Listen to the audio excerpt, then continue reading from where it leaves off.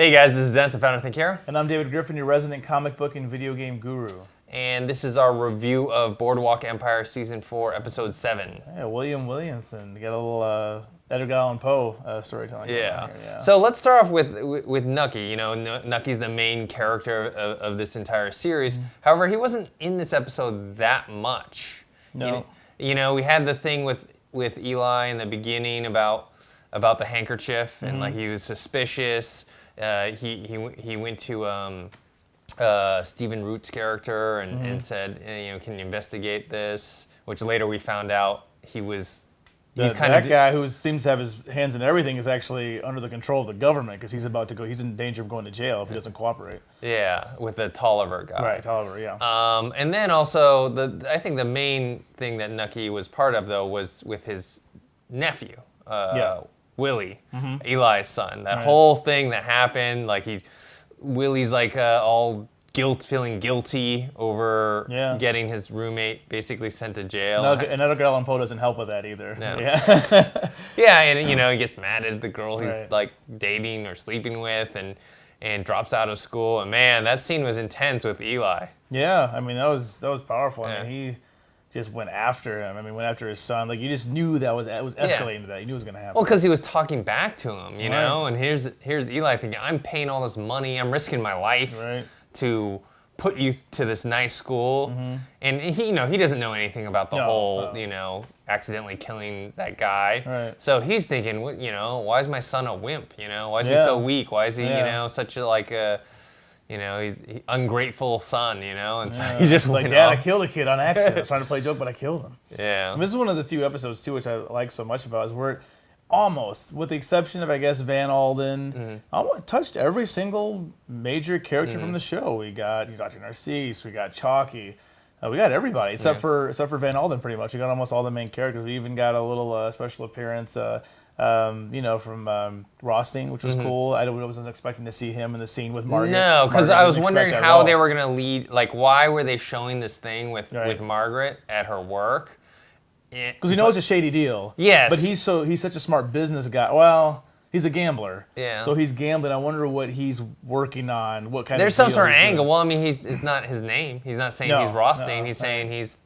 You know, what did he say his name was? Oh, I forgot. Remember. I mean, they both had different names. But I like the conversation at the end when they're like, look, it's beneficial for both of us if we don't, you know, reveal our real names. So let's just, you know, hey, we never saw each other, basically. And then with that Tolliver guy, we get to see, like, his jealousy and frustration of J. Edgar basically stealing his whole idea of this taking down the this mafia. Criminal under, ring, this big ring. I mean, I like that. I liked that, you know, J. Edgar's kind of sly because he's like this, you know, the guy's introducing him. He's like this outstanding man with moral vigor. It's like, well, we kind of know J. Edgar's story. That guy's kind of shady. He's got a little weird things going on, but it's good. I like that J. Edgar's even in this season. I think that's really cool. Usually the people who are, you know, it's just like in regular life. The people who are the moral police, the people who always like, this is wrong and this is, you know, and the most adamant about going after people always have the most to hide. Right, exactly. So that's really good. I mean, there's just so much going on. I mean, like I said, there's so much to talk about in this episode. I mean, we even look at that little scene with, you know, Charlie Luciano, Lucky Luciano, with his boss, who knows about what happened in Tampa. No surprise there, but it looks like he's going to go back to Tampa to make some deals. A new deal with heroin. I don't think Nucky doesn't want to mess with heroin. No. He's not into running the drug business. So I mean that's gonna be, I don't know what that's. And then his boss Joe Mazzaria, he's basically saying, oh no, we didn't forgive Nucky. We took the money, but we're, you know, that's not over.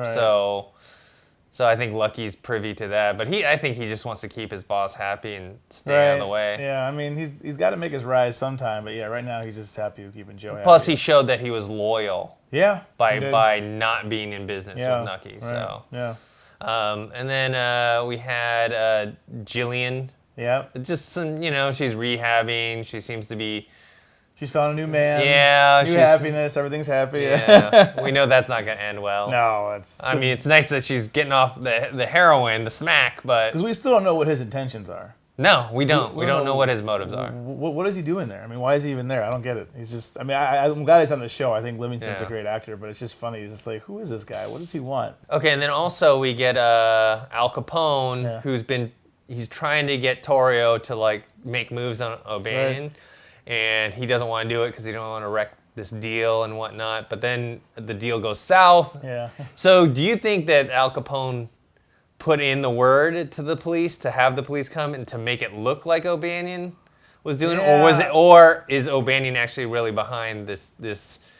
I think O'Banion's behind it. I just think Torrio's kind of he's until the very end. I thought he was just being a pushover. I thought he was being a pushover for a long time. Remember he got back from that trip from Italy, I think last season. He was talking about Italy and how great it was, and he's just kind of out of the game. And I was like, okay, now it's time for Capone to step up. But I think that it was so obvious that even he could see it. I don't know. It's a good question, though. It could be. It could be Capone. I don't know. I mean, Capone, he wants to go after him because he thinks O'Banion did it. I mean, maybe he did and didn't. We don't know. Yeah. And so now basically he gave the green light to Al Capone and said, no, you can start this war. Right. Now Torrio wants him dead. So it's on now. So yeah, we didn't see Van Alden in this, but I'm assuming in the next few episodes, right? Yeah, he'll factor into. He'll be playing both sides in between, not knowing what's going on. Poor guy. Now we have this whole thing with Dr. Narcisse and Chalky. Chalky's like in lust or love with the singer, and learns about her background. She tells that story about how she saw her mom killed, how her mom was a prostitute. And of course, at the end, we find out that the person that killed her was Dr. Narciso. That's so weird. I'm like, wait, so the person who killed your mother, you're affectionate towards? I'm like, it's weird. Yeah, she's like loyal to him. Yeah. And basically, she's just a spy. She's, she was sent there to seduce Chalky, find out information, and tell him. And I hope Chalky comes out of this because, I like Chalky. I think he's a smart guy, but he's getting played right now. Yeah. I mean, Dr. Narciso's like, oh, do you mind if I set up this little thing I have going? It's like, wait, no deal's that easy. You're not going to get his number one star, his girl, that easily by just opening up some boys' club, men's club, basically. Yeah, and then when he went to the church, he started kind of preaching and, getting everyone behind him instead of Chalky. Right. And then, of course, he did the whole thing where it's like, and then me and the deacon over there are going to rid, and then, of course, Don Pernsley takes him out at the end. Deacon's not stupid. Deacon's like, wait a minute, I don't know what all this. Yeah. But don't you think, sooner or later that the people are going to find out that Dr. Narcisse is behind this? Or do you think it's just going to fall at, Don Pernsley's door? I think it's going to fall at his door. I think he is using him like a puppet. Yeah. I think, because, Don, he's basically he's a button man, I guess you call him. He pushes people's buttons, but I don't think he's more than that. So I think he is just going to be used right now, and I don't know. I wonder if Chalky's going to come help him. They don't have a great relationship. I don't know. I hate seeing Chalky get played. That's what's hurting me. I hate seeing Chalky get played because if Chalky's smart, I'm like, Chalky, stop messing around with this girl and open your eyes and see what's going on right now. So yeah, this is another episode where a lot of pieces are moving. I've noticed the last episode and this episode have been almost an hour long. Or about an hour long. Usually the episodes are about 52, maybe sometimes 48, something like that. But yeah, they're really setting up something, So I'm curious with this. I'm not sure what direction we're going to go. Everybody's got so many, this episode was just packed with so many things. It's one of the first times we've seen all the characters at the same time. So it's good. I think it's going to be a good conclusion as the season keeps going. Yeah, and we haven't even factored in, at least in this episode, there wasn't that much Tampa stuff. They talked about it, but we see in the preview for next week, Patricia Arquette's character coming up, and there's going to be a whole mess of stuff. Yeah, it's going to be good. All right, guys, so let us know what you thought of the episode. You can post your comments below on the website, thinkhero.com, or on our YouTube channel, that's Think Hero Pro, which you can also subscribe to. Also, come chat with us on Twitter. Dennis and I are all at Think Hero. Personally, I'm at Griffin DE. And we have a Facebook page that's facebook.com/ThinkHeroFans.